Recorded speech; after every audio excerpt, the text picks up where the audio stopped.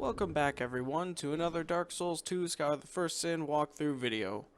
This is going to be the last video of this series. So, by now I'm assuming you've done some farming for Lost Souls, if you really wanted them. Or, you've at least gotten a few maybe. Maybe you haven't done any of it. But you want to get 50 if you want the full reward. You can get them after you beat the final boss, but they drop more frequently before you beat the final boss. And there are lots of methods and stuff, but you can check the wiki and everything. I have a couple extra Covenant items because I went ahead and cleared the Rat Covenant and the Covenant of Champions, or the Company of Champions, whatever it's called. And you get the Slumbering Dragon Crest ring from the rats, and you get the champion ring thing over here, Vanquisher's Seal, that's what it's called. Covenant ring for champions. And what that does is it makes your fists as powerful as a weapon, if not more powerful. They scale really, really, really well with strength. So you can go around and punch things forever. That's not what I want to do. I want to go over here and put it on, just to show you. So before, you couldn't really dual wield your fists or anything. You could you could like two-hand your fist and do some damage, but you couldn't power stance them. With the ring on, you can actually power stance. You can see the hands are kind of crooked, and that's always a sign of a power stance. And you can do some fancy attacks with that. It's not as fast as if you were to use two cestises, one in each hand, and power stance those. It used to be, but they nerfed it, so it's not quite as fast, but it does way more damage than two cestises could. Or cesti. So yeah, we're about ready to go fight this boss, I think. Is there really anything else I need to talk about? I think, yeah, we're pretty much ready. Hopefully you've done your farming. If you haven't, it doesn't matter. Those souls we can turn in after we beat the boss. You can't turn them in now. Or at least I can't because I haven't beaten him. But let's run down here. And we have our 4 Lost Knights waiting for us, ready to do battle. I'm going to warn you, I do a really terrible job at killing the charred Lost Knights. So that's kind of my bad. But in the end, I still beat the boss anyway. I just struggle a lot harder than I should with the charred ones.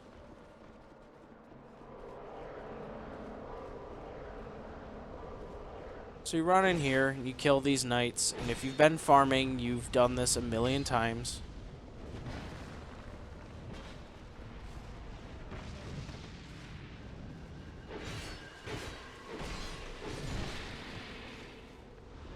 Remember, you can parry the guys, but you can't backstab them. And you want to try and take them out as quickly as you can. You really want them to be locked on to your other Lost Knight friends that you saved. Or at least gathered or whatever. Because they'll target that instead, they won't target you, and then you can hit them and kill them. The Lost Knights themselves that you gathered are not that strong. And I don't think they can actually be killed. I think when they get low enough health, they get invincible, and then they freeze the doors shut for you. So here's where I start doing absolutely terrible, because I've got all these knights following me, and I'm not doing my job in killing them fast enough. Also, by this point, since I've done a whole bunch of farming, and I've done like 2 covenants worth, I had a bunch of souls, enough to buy pretty much everything that I wanted and then level up about 11 times. So I'm a little bit stronger than I was last time. I basically went from like 30 some strength to 40 strength, and then I added some endurance too. So I should be just a hair stronger.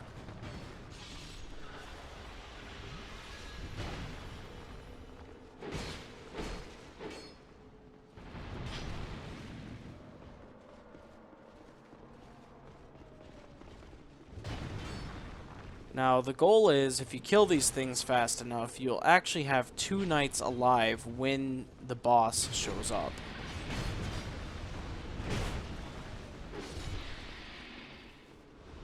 That was a complete risky move there, but I decided to take it because it meant killing one of them.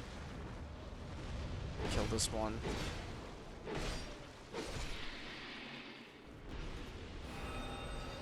Small lag there. It happens. I had a really weird glitch thing happen after the credits, so it's gonna cut in some funny places, but it'll be alright. Alright, so if you have your 2 knights, that portal's not yet frozen, and another Loist Knight or Charred Loist Knight might come out and attack you while you're fighting the boss. But it shouldn't be too much of a problem. And the boss is actually the old Ivory King himself. Or the Burnt Ivory King. Which you might have guessed, judging as how much Alsana was talking about how he sacrificed himself, basically. So, that's who we're gonna fight. He's a pretty fun fight, just because he's got some cool attacks. He's not really that difficult, if you ask me, but he is pretty fun.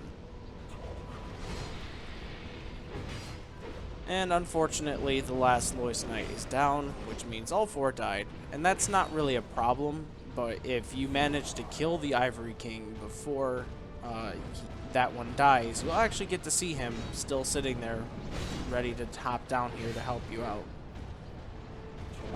In terms of attacks, a lot of rolling towards him. He's going to jump back and do that attack a lot. So you just want to roll towards him when he does that. When he gets to about half health, he's going to charge up his sword. And he gets a lot of extra range from this and more damage. Plus he likes to do more jumping attacks and stuff. But most of his attacks are thrusts or jump attacks. This downward one, though, is an Ice Spike AoE. Like, we haven't seen that before.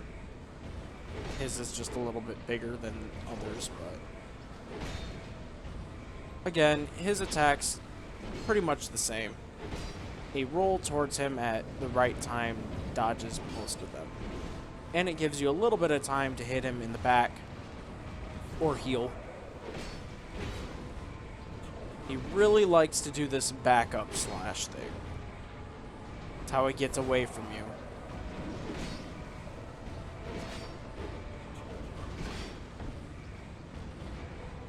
He's not expecting that.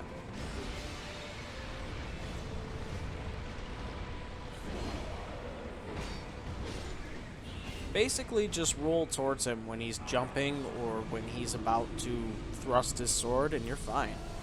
And with that, the Ivory King is down, and we get his soul, which we can use to get his sword. And we want to run over here, don't forget to do this. Run over here to the glowing spot, pick up the crown of the Ivory King. That is the 3rd and final DLC completed. So now all we have is a few more bosses to finish off the game. And they're in Drangleic Castle. We're also going to talk to Alsana because she'll reward us for getting all these Loist souls. There's a point to it all. So we take the light back up. You can also just teleport out with the Aged Feather, but the light will actually take you to Alsana, or at least really close to her, so you can talk to her.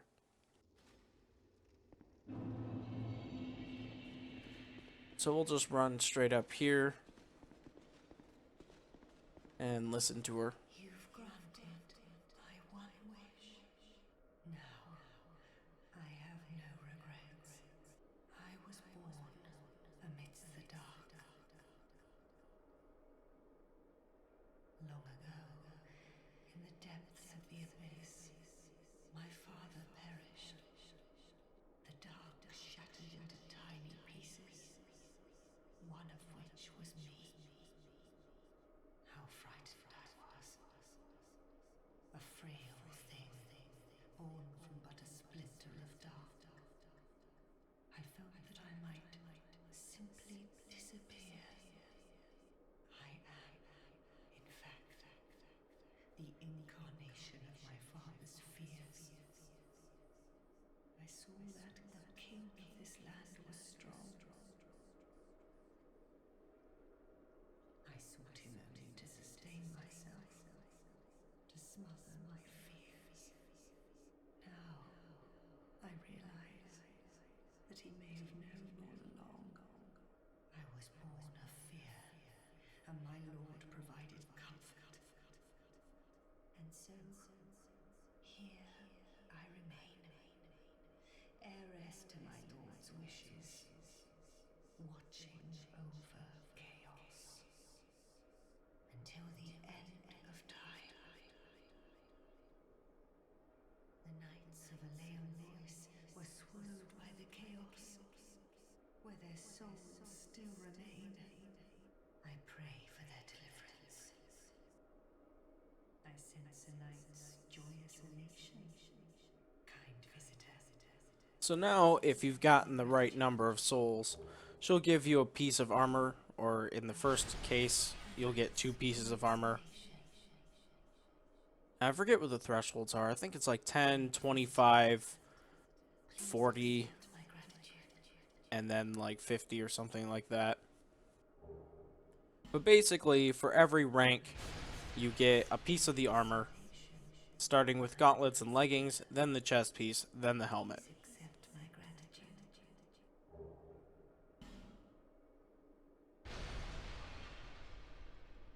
I sense a night's joyous elation. Close by. Yes, very close. So after you have all 50, you talk to her that one last time, and you can't talk to her anymore. But you can, actually. You just have to run up the stairs here. I always think I can jump off there, but you can't. You can actually go up and talk to her, see what she looks like. She's not just a cloud.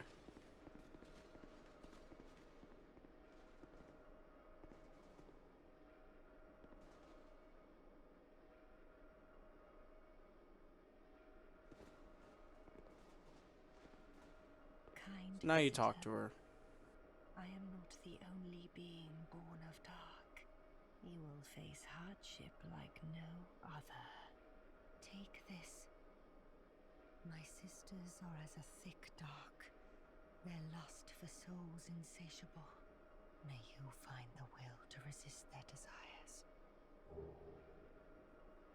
So she gives you her soul. Go on, kind visitor.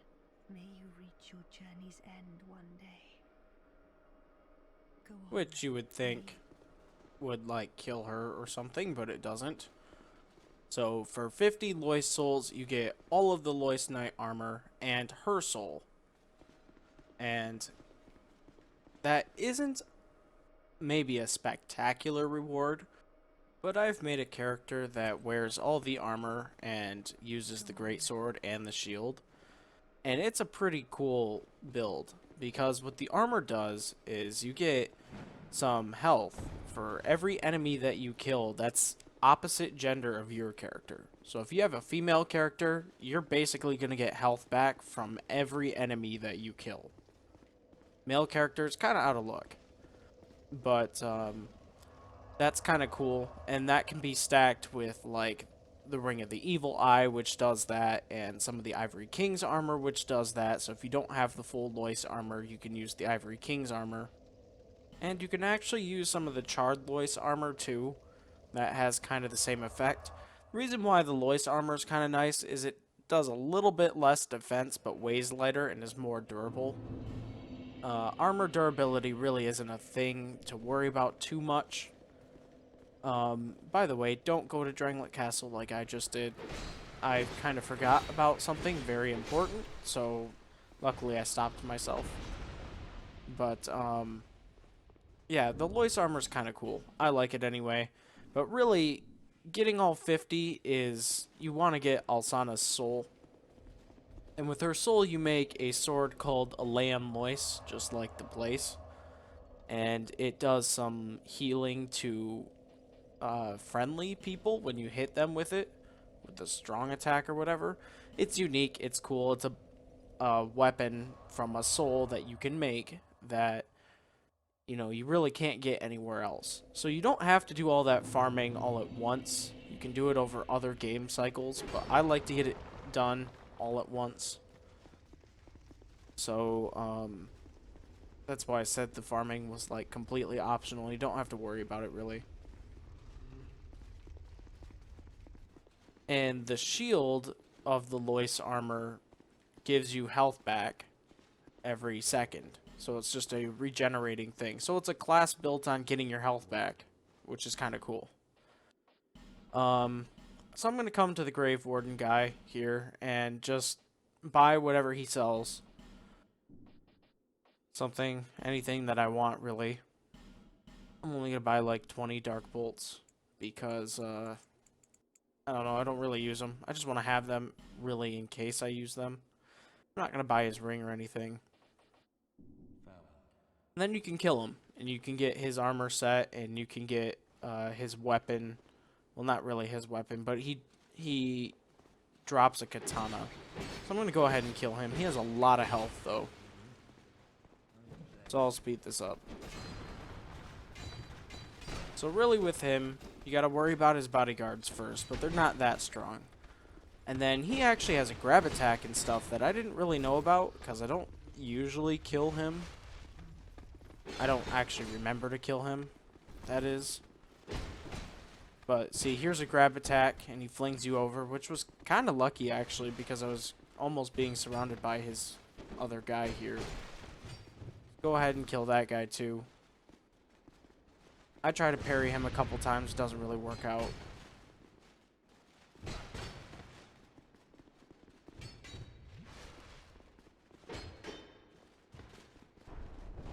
He's got these dark attacks, which are really cool. I wish you could do that. And the sword he's using, you actually can get, but it's from the Rotten in New Game Plus. And it's a lot more powerful than what his is. So we picked up his kilt, and then you can pick up his cuffs and whatever. You actually have to buy them from the hag lady. But then after that, you want to run all the way to where Velstadt was. So we'll just ignore pretty much everything.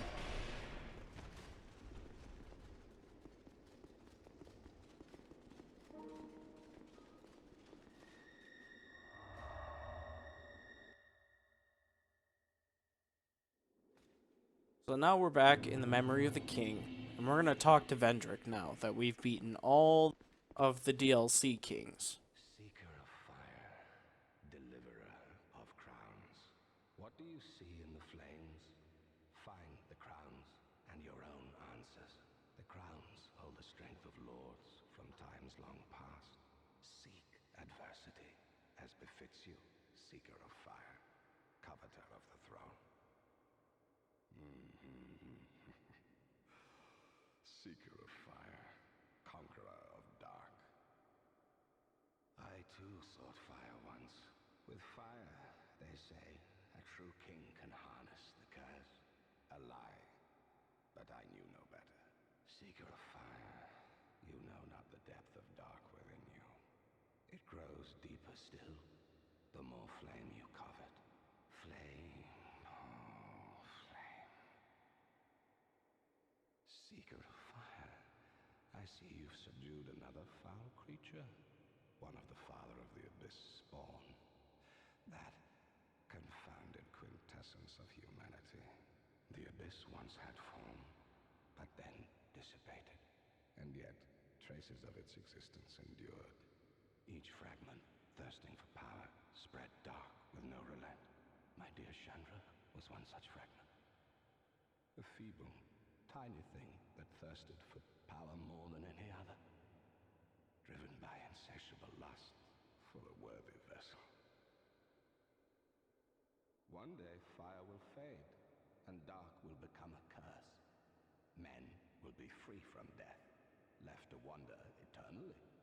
Dark will again be ours, and in our true shape, we can bury the false legends of yore. Only, is this our only choice? Seek strength.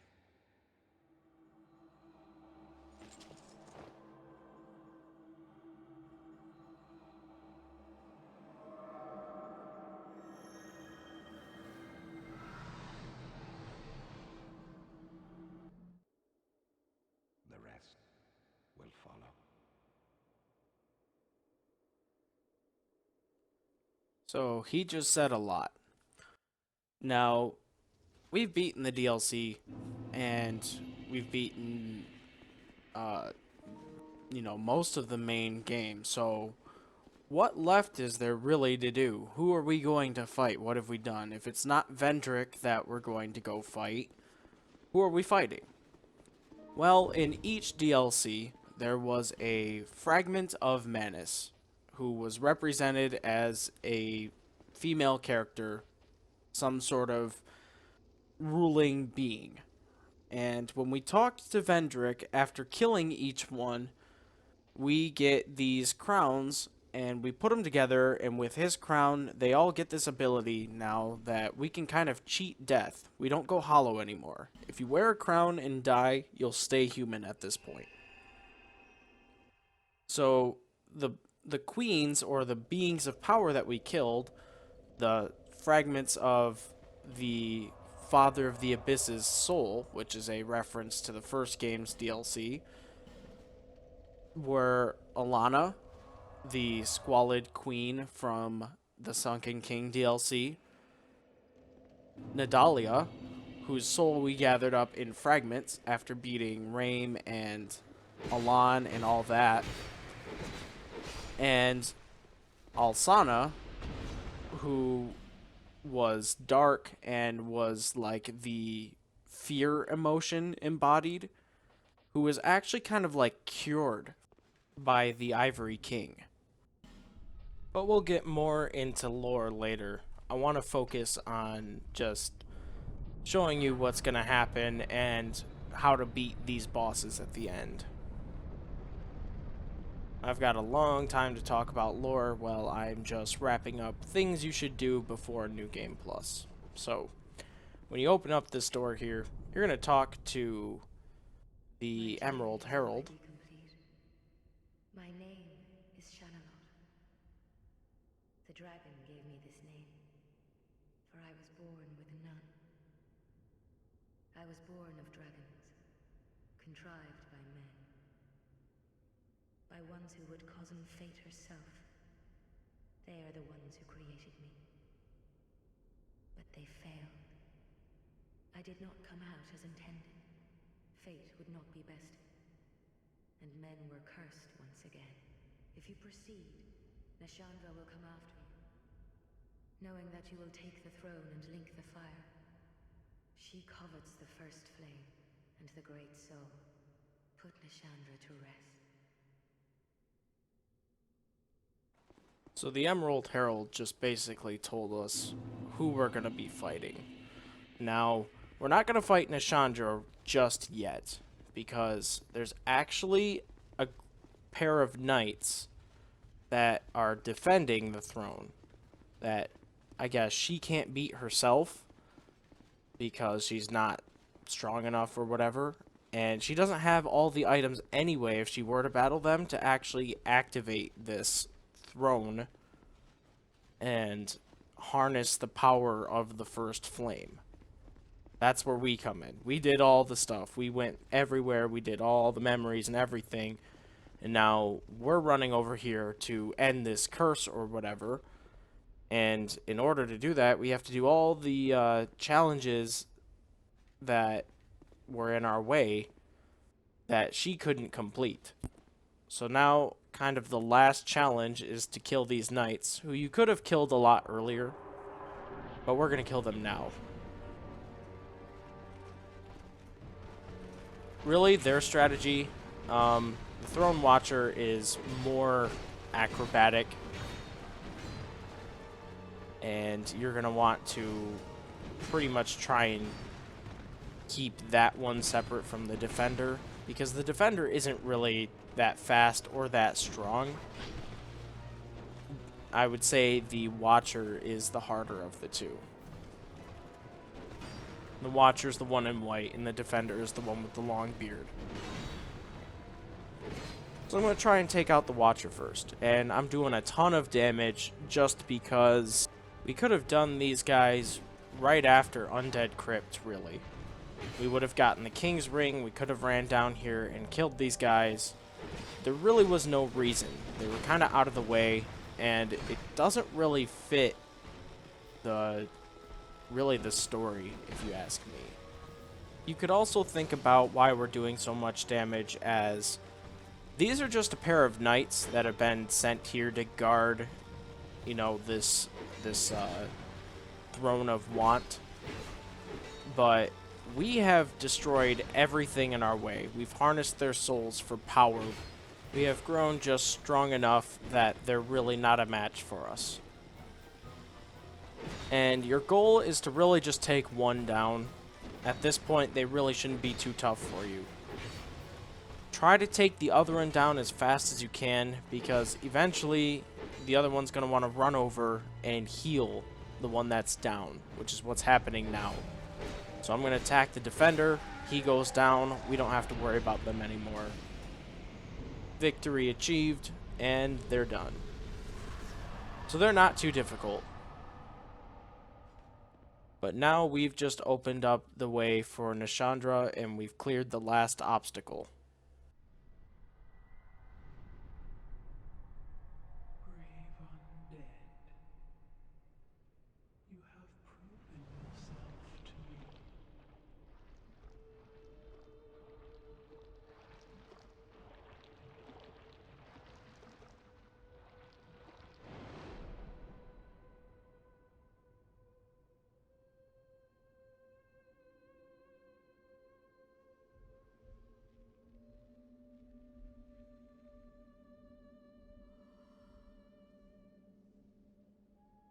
Now, be one with the dark.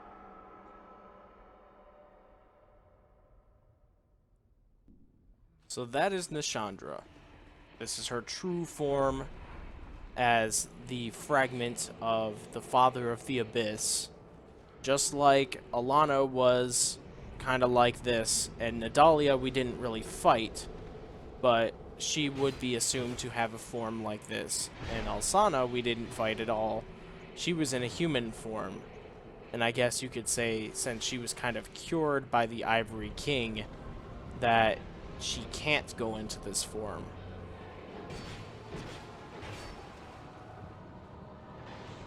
So really, Nashandra isn't too difficult. The things you have to worry about with her are these orbs that she spawns. They do curse damage, a lot of curse damage. And it's going to drain your maximum health, and also it's going to drain your health when you're near them. But you can attack the orb and actually make it go away. You can also wear that hollow mask from the Iron King DLC, which will give you curse resistance, but I believe these things actually drain more of your health if you wear that. So I'm not going to worry about wearing it. Obviously, I didn't really have enough time to change into it. But she's going to try and curse you. Like, all of her attacks can curse you. And it's going to drain your maximum health, and if you can't find a way to restore that, or you can't prevent yourself from being cursed, then yeah, she could be difficult, because she could potentially one-shot you. But if you can, you know, pop an effigy in the middle of the fight, kind of like I did, it's not too much of a problem. Other than that, she's got really slow laser beams, she's got an area of effect attack, and she's got her scythe, which has okay range, but it's not really that great. And even when she does hit me, it does some damage, but she'd have to hit me about 4 times to kill me, which gives me a bunch of time to back away and heal. Laser beams are just super slow, so you can really just run at her and hit her while she's doing those attacks. Just gotta worry about the scythe swinging, but not too much damage. And she's down. That's Nashandra. Which is kind of awesome. Yeah, she was weak, but we were also the chosen one who's killed all these things she couldn't. So I would kind of expect her to be a little weak.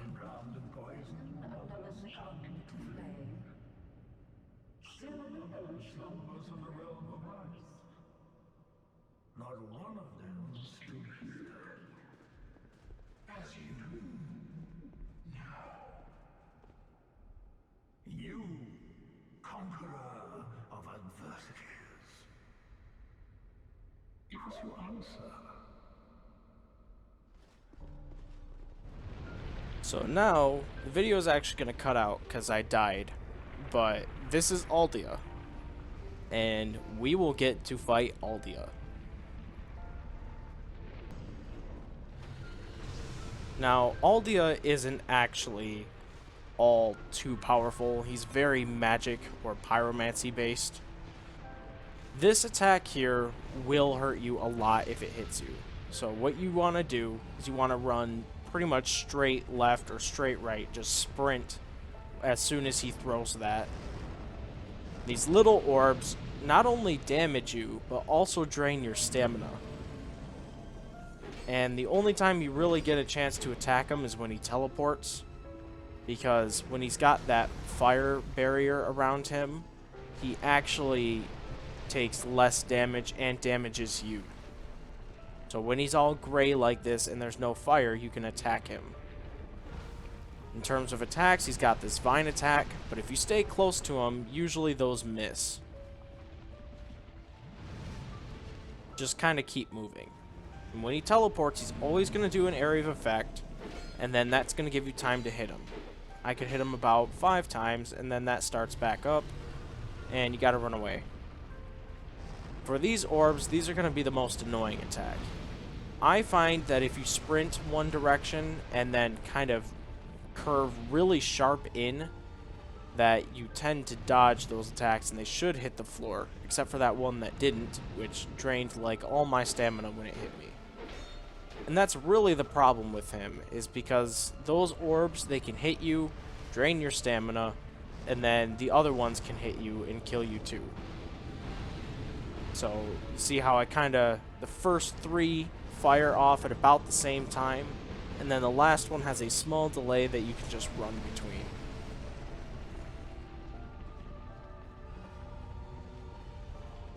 So you want to wait for him to teleport, and he could be anywhere. He could even teleport in the same spot. So then you go over here, hit him a little bit more, and his fire's going to kick back on. And you really can't do any more damage. Now, this fire attack here, or it's not really an attack, but he's got an increased firewall, which I believe does even more damage if you're in that. And also, he seems to attack a little faster.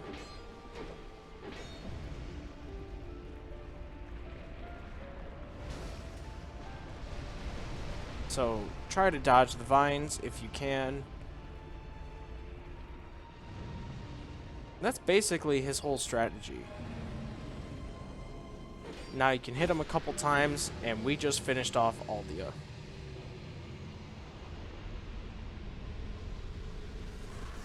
And with Aldia defeated, there's nothing else to fight. And remain here patiently. The throne will certainly receive you. But the question remains. What do you want? Tell me. Light, dark, or something else entirely?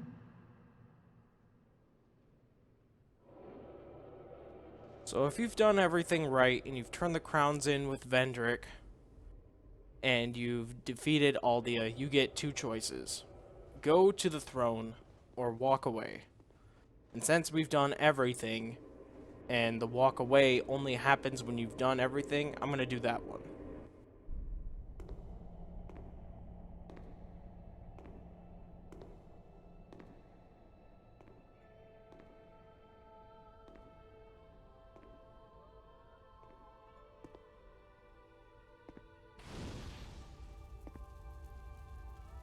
There is no path.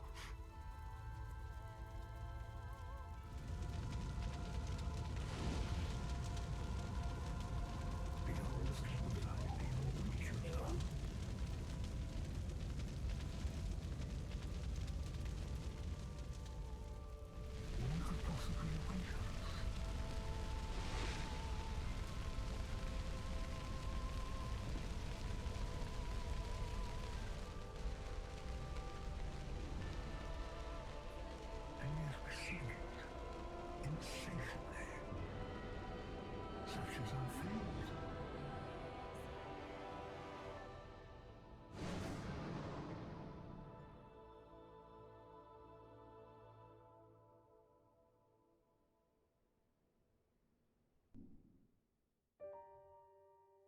And with that, the game is officially over.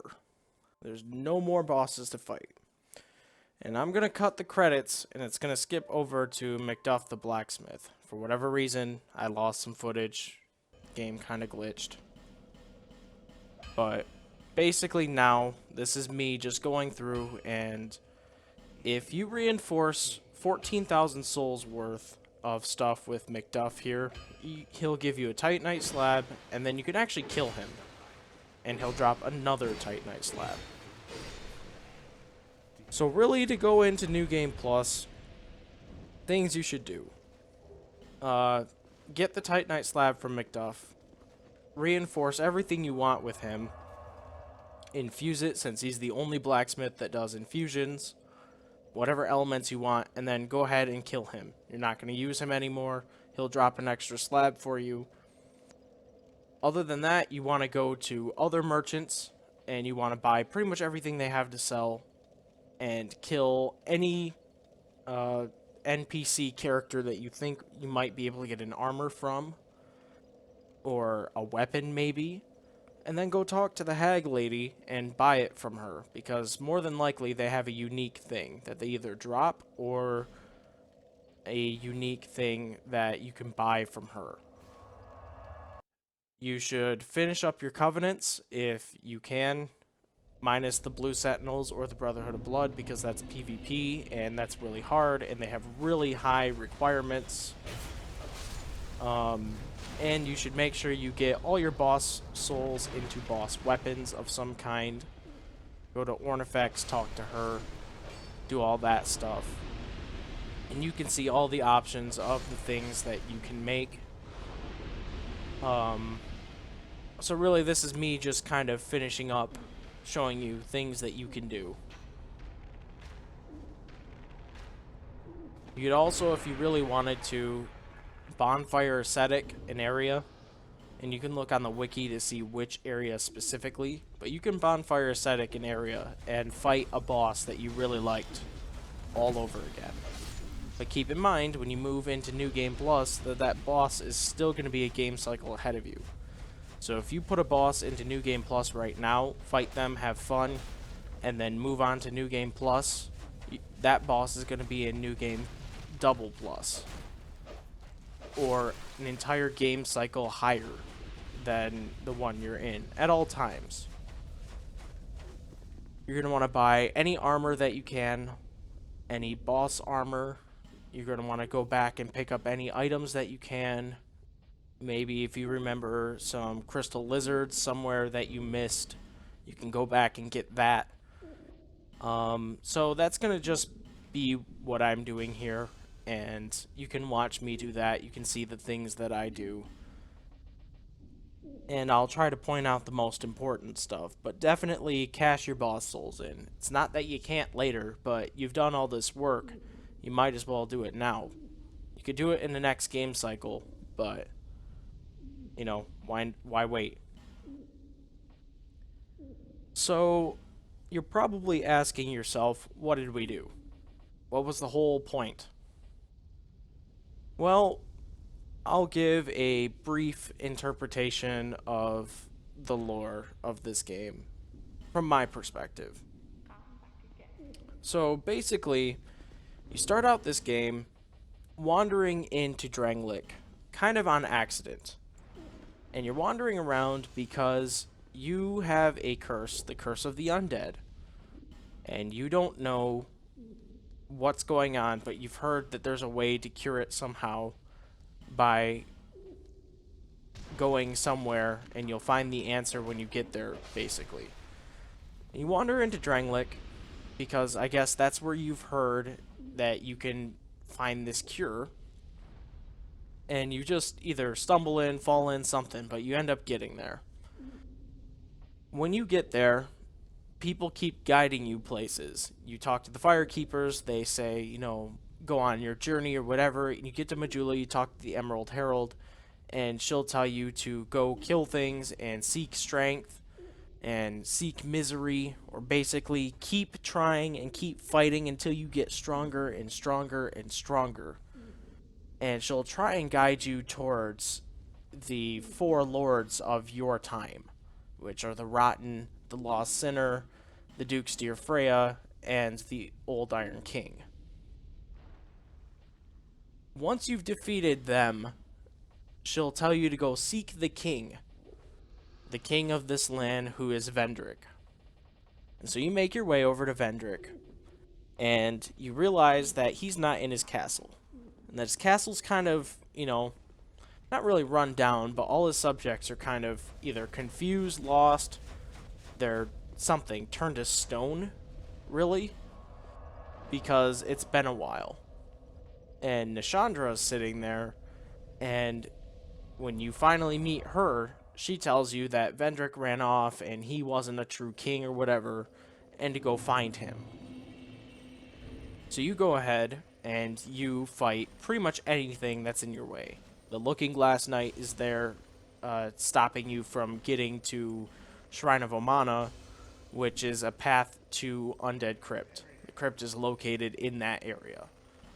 So you beat the Looking Glass Knight, and you go down to Shrine of Omana, and there's enemies down there, just, normal, natural enemies that are in your way, and you beat them. You beat the Demon of Song, which is just a demon that's, been tricking people down there and capturing them. And then you get to Undead Crypt, and you're looking for Vendrick. So you go through there, and you get through that area, and you find Velstadt, who is defending Vendrick himself, and has been forever. Vendrick told him, defend me, and Velstadt is his most loyal knight, so he does.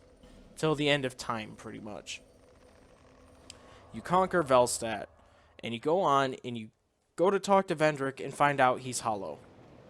So enough time has passed that Vendrick actually succumbed to the curse and became hollow himself. And so he's just kind of wandering around aimlessly.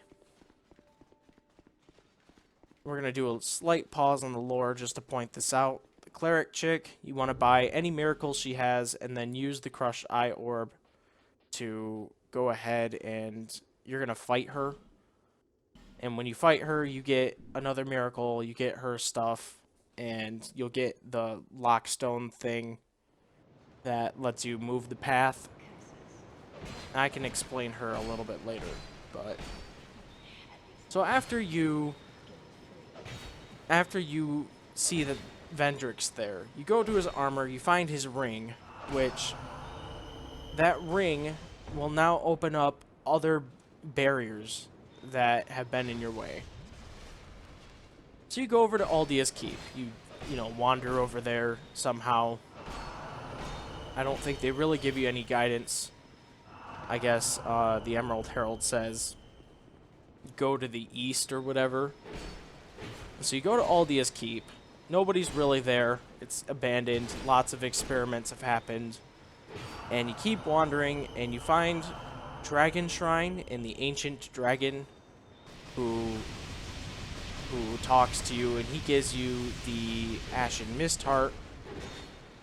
And you might be a little confused there. You don't really know what you're supposed to do with it, but eventually you end up getting to giant memories.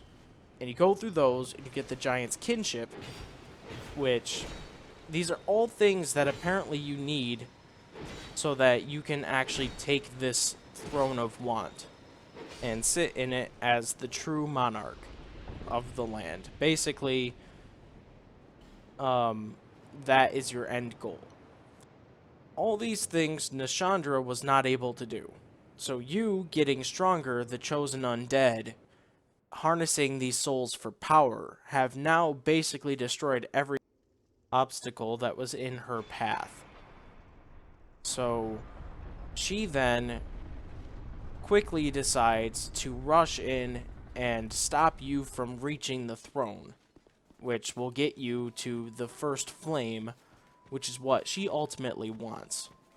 So you go do all this work, and you clear the path, you do what she couldn't, and she thinks that she can step in your way and stop you, and if she is able to kill you, that she can, harness your power.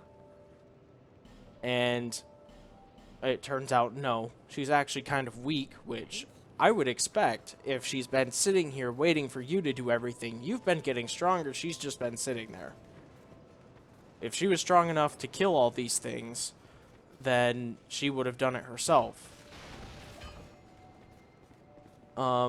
So you actually end up going and doing everything that she couldn't, and she tries to stop you, and she fails.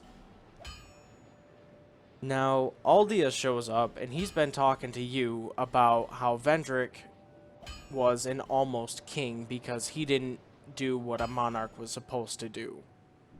And you, at first, probably think, you know, oh, Aldia wants him to link the fire, or, you know, harness this first flame's power and end this curse. And Vendrick doesn't, so Aldia's upset. Really, I guess Aldia's more upset that Vendrick kind of quit. Vendrick basically had a path and he was on it, and he just kind of stopped instead of, you know, actually doing what he was supposed to do. Like, maybe he was supposed to fight Nishandra and stop her altogether from even being a threat, but he doesn't. And Aldia researches, you know, all this stuff, just like Vendrick does. Vendrick finds out Nishandra is a spawn of Manus, the father of the Abyss, and Aldia finds out that this cycle has been going on for centuries. Little side note here, I'm killing the blacksmith here because I don't need him anymore, and you get his hammer, which is unique to him. You can only get it from killing him, so do that if you want it. So Aldia shows up, and I guess he is the last test of strength for you, in his mind. That's how I kind of interpret it.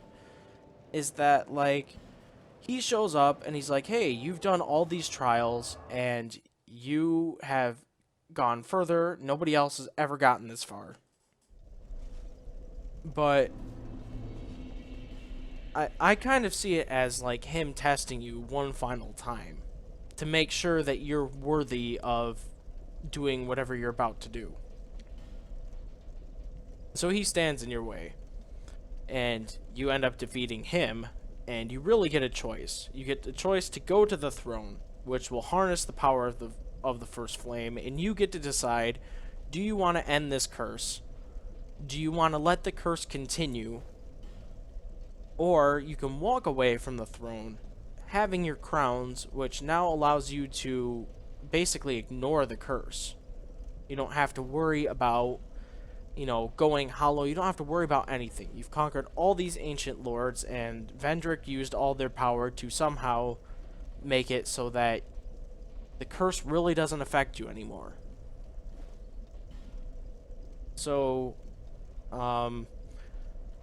you could walk away, and basically you've cured the curse for yourself, and that's all that matters in your mind, maybe. You know, it's kind of more of the selfish route. But I decided to choose that for this video because you can only get that choice if you've done the DLCs and you've talked to Vendrick and merged the crowns and, you know, have obviously beaten the game and defeated Aldia. If you don't do all that, I don't think you even fight Aldia. And even if you do fight him, you only get one option, which is to go to the throne, because you haven't done it right or whatever.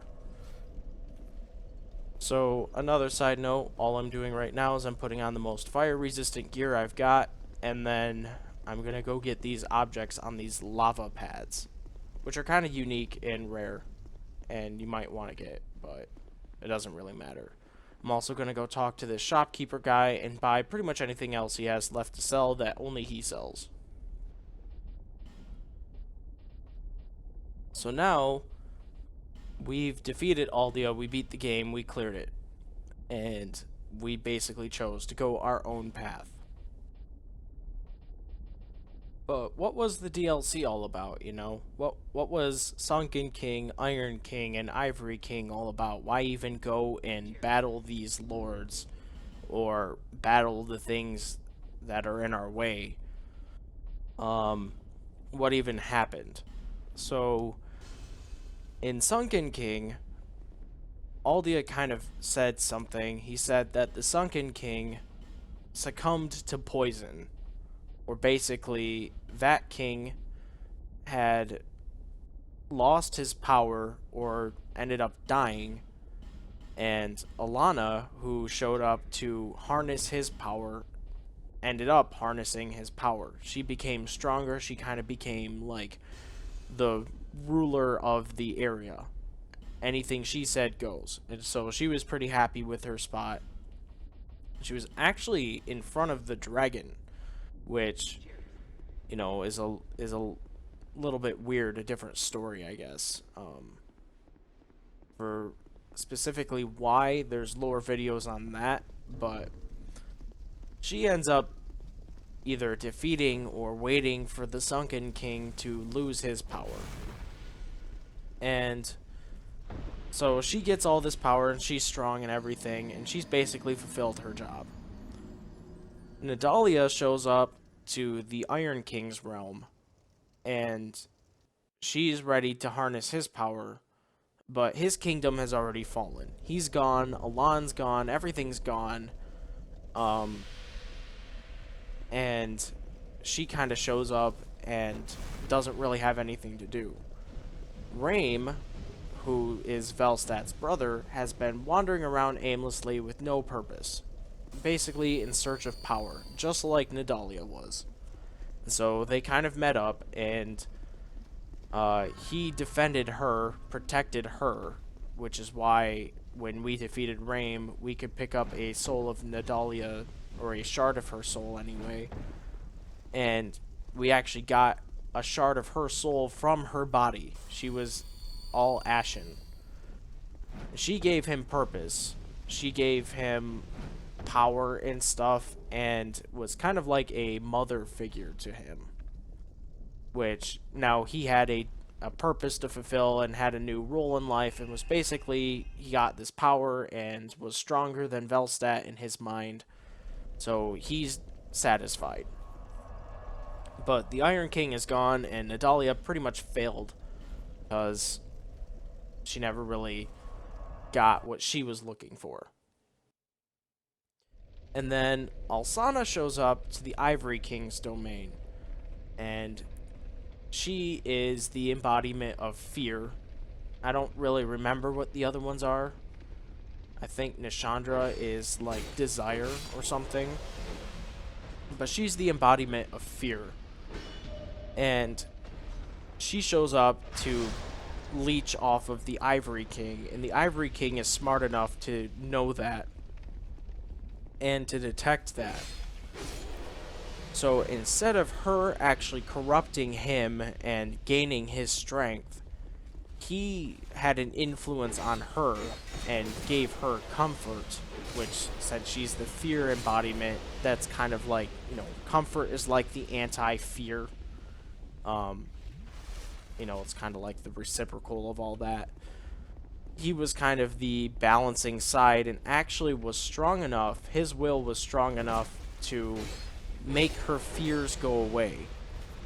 As long as he was around, he was able to comfort her, and he basically cured her of her fear. And so she kind of like stopped becoming a shard of the Father of the Abyss, and just kind of became like his queen, or, you know, whatever, ruler by his side, kind of. And so we meet her, and she's much different than her sisters. And she actually kind of helps us on our journey, and she tells us that her sisters are to be, you know, something to be worried about. It would be kind of nice to do Ivory King first, so she can say that, and you can maybe remember and put together the things that she said with like Alana and Nadalia. But the DLCs came out, Sunken King, Iron King, Ivory King, so they were all kind of mixed up. So either the story is mixed up or the order is kind of mixed up. It doesn't really matter, but so she warns you about her sisters, and you know, we've already covered that Nashandra is one too. So that's basically what has happened in the game. You were on your search for this curse, and you kind of got tangled up in some plans that you really didn't want to be a part of. You really just wanted to find this curse and, you know, eradicate whatever's causing it. And through doing what we've done with the DLCs and everything, using the past lords, the Iron King, the Ivory King, and the Sunken King's power, we were able to find a way to break this curse, at least for us. And we actually harnessed Vendrick's power, because we had his crown too. And that, with our own, we were able to kind of break this curse for ourselves. Which I guess is good enough. And the Iron King, the Ivory King, and the Sunken King, you should remember that they're all basically, they were all supposed to be you. Lords from different ages that did their duty. They went ahead and killed their 4 great ones, and they rose to power, and they built a kingdom. And, you know, they lived in, you know, a golden age until they went hollow or they lost their power somehow. Basically, until these dark, you know, fragments of the Father of the Abyss's soul showed up. They caused some sort of problem. The Ivory King had to deal with the old chaos, which is actually kind of a reference to the first game and a little bit difficult to explain. But basically, in the first game, one person, one of the lords, decided to use their power to create another flame, just like the first flame, and it failed miserably. And it grew out of control and caused the Chaos Flame, which is what the old Chaos is based off of. And the Chaos Flame is just kind of like an out-of-control raging wildfire. And that's really all you need to know about that. Basically, that is a power that nothing can control, and it just kind of consumes everything until it's satisfied. So, the Ivory King had to deal with that. Otherwise, you know, he may not have fallen. He conquered the dark. He had his own kingdom. He conquered all his lords and everything that was in his way, except for now this thing showed up and it could only be satisfied with his soul, so his kingdom fell too. And then there's you. So you kind of have to assume at some point that if you were to assemble a kingdom, if you were to, you know, become the next monarch of this world, you have now gained all this power and everything, and you've beaten this curse. Now, you have to assume that probably a dark shard will come and find you and tear you down, and your kingdom will go, you know, to ruin and everything.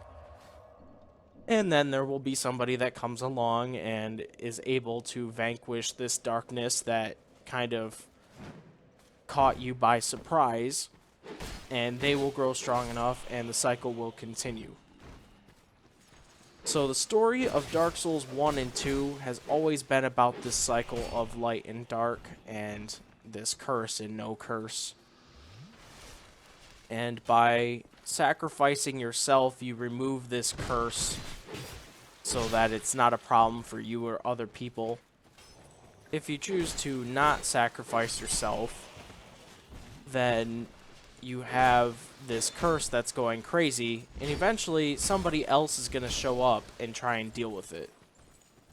So Vendrick was the ruler, and I guess we should assume that the curse was there affecting him and his kingdom, and he rose to power and everything, but then realized that Nashandra was going to use him to get control over the flame, which, if you let it fade, it creates this curse. If you sacrifice yourself or some of your soul or whatever, it grows in power and the curse goes away. And for Nashandra, the control over all that is power, and she could influence pretty much everything. Vendrick found that out, so he turned away. And that's where we came along. He turned away, we ran along saying, hey, what the F, get this curse out of here, we want to be free of this, and we stumbled across this whole mess of things. So, it's a pretty confusing story, really. But I guess if I had to summarize it even more, I'll recap into like a 1-minute version of the game.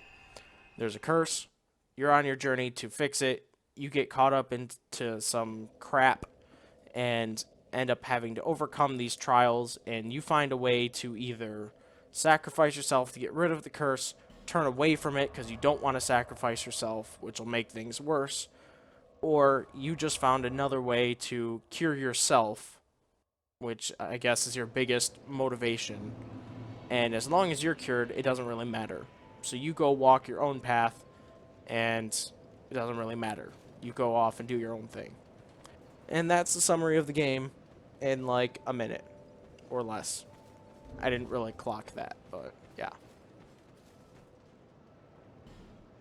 So, what I've been doing, what I did in Sunken King, is my ring broke when I was walking on those lava platforms.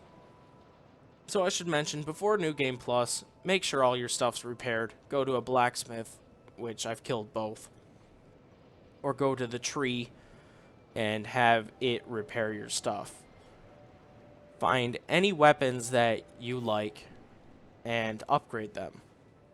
You probably want to break Santier's spear, which is this spear weapon that has a giant rock on the end of it below the spear head.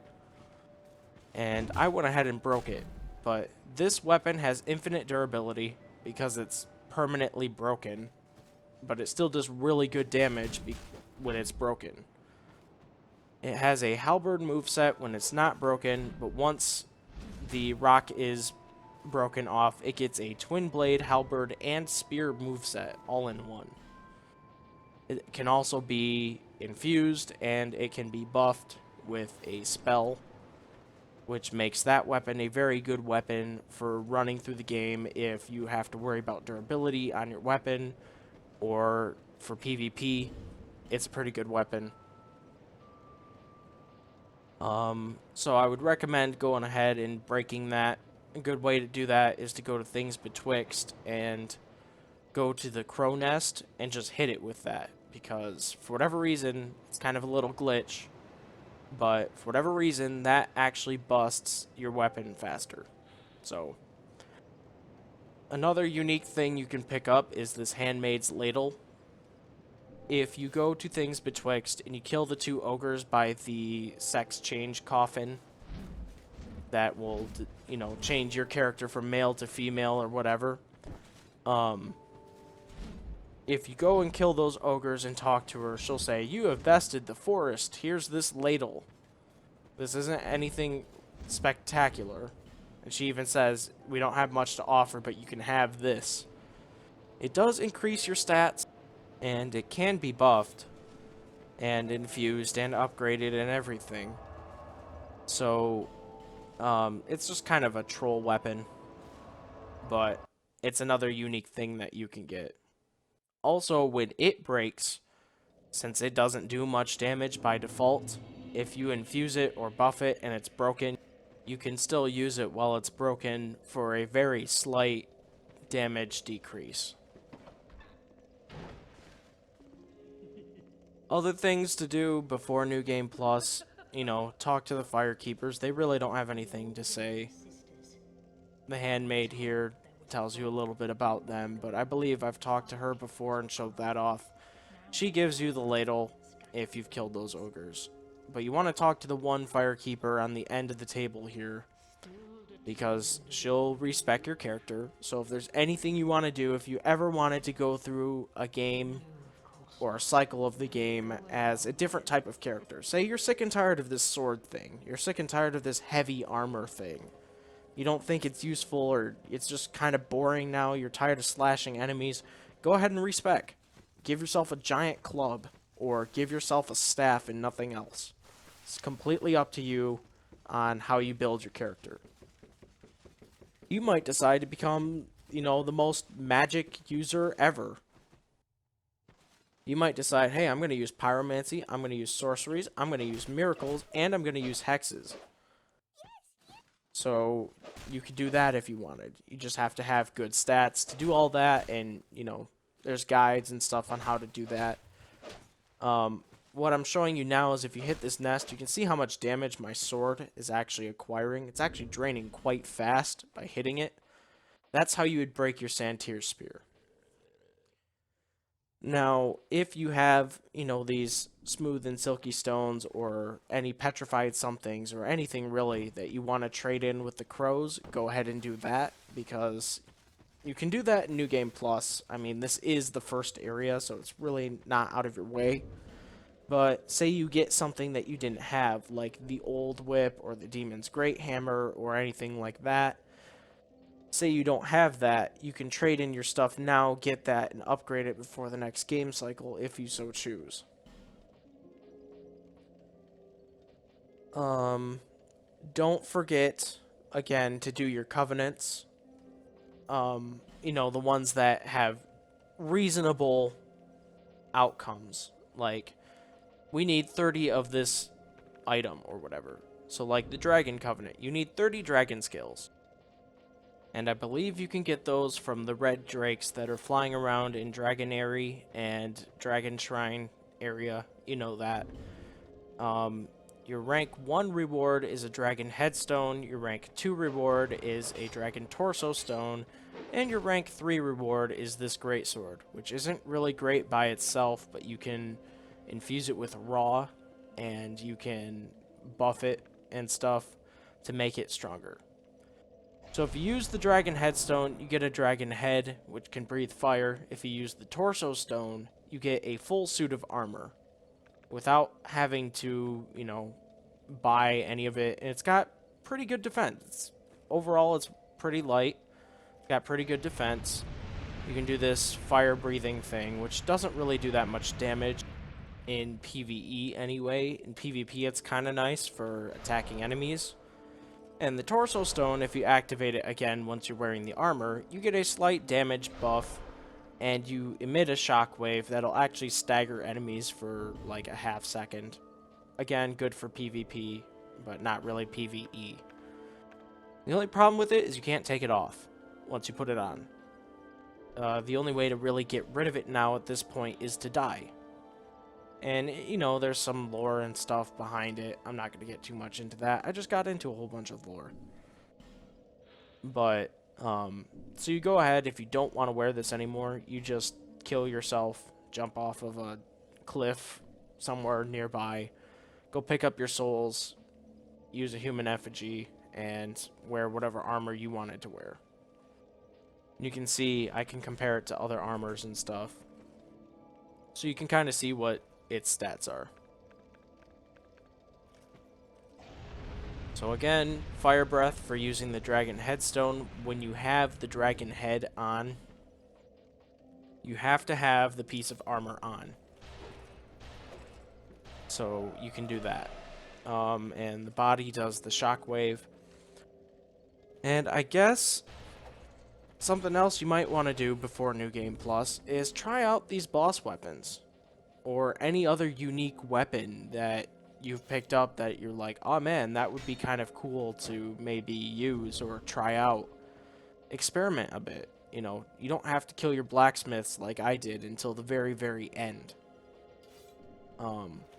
Like, the moment you're sure you want to go into New Game Plus, you can kill them if you want. You don't even have to kill them at all if you don't want. But, go around, try some new weapons, try the smelter swords, decide if you want to be this character, if you want to, try this out. Go out, test this weapon on some enemies. Probably go to late game stuff like Dragon Shrine or any of the DLCs and test these weapons out when they're upgraded or unupgraded. Decide if you like the moveset, if you like the kind of damage that you're getting or whatever. Go ahead, test that out, and if you like it, upgrade it. Farm for the materials that you need. The wiki out there has pretty much everything you need in terms of where to get certain materials, what you can do to get more. There's plenty of enemies out there that you can farm and ways of getting around so that you can get everything you want the way you want it before the next game cycle. So test your weapons, go experiment a bit if you want. If you decide you like your character, whatever. You're probably going to want to, assess your character. Maybe you don't want to be a guy anymore for whatever reason. You want to be a female character. So go ahead and go to the sex change coffin and, take care of that if you want. Kill the ogres by that to get the ladle if you want. Really just kind of explore things you may not have had a chance to explore because you were too busy just beating the game. Take your time to figure out, hey, I never really got to do this.